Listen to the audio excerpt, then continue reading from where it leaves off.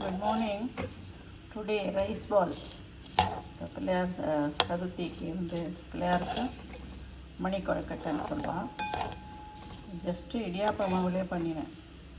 2 கரண்டி இடியாப்ப மாவு எடுத்துட்டு கொஞ்சம் சால்ட்டு எல்லாம் வெரி ஹாட் வாட்டர் விட்டு பிசைஞ்சு இந்த மாதிரி ரைஸ் பால் உருட்டி இட்லி தட்டில் ஒரு 15 மினிட்ஸ் வேக விட்டுட்டு தென் கடாயில் கடுகு கருவேப்பிலை கொஞ்சம் தேங்காய் எண்ணெயில் தாளித்து அப்புறம் இதோட தோசை மிளகா பொடி பண்ணி வச்சுருக்கோம். ஆல்ரெடி உளுந்து மிளகா வத்தல் எல்லாம் கலந்து அந்த பொடியும் போட்டு தனி உளுந்து பொடி கொஞ்சம் இருக்கும் செப்பரேட்டாக உளுந்து பொடி, இது சீடை முறுக்குக்கெல்லாம் பண்ணுவோம் இல்லையா அந்த பொடி, இதையும் கொஞ்சம் ஆட் பண்ணி கொஞ்சம் பெருங்காயம் பண்ணி சூப்பராக இருக்கும். இது ஸ்நாக்ஸ் ஐட்டம் தான். அது பிள்ளையாருக்கு சதுர்த்திக்கு இது நைவேத்தியம் பண்ணால்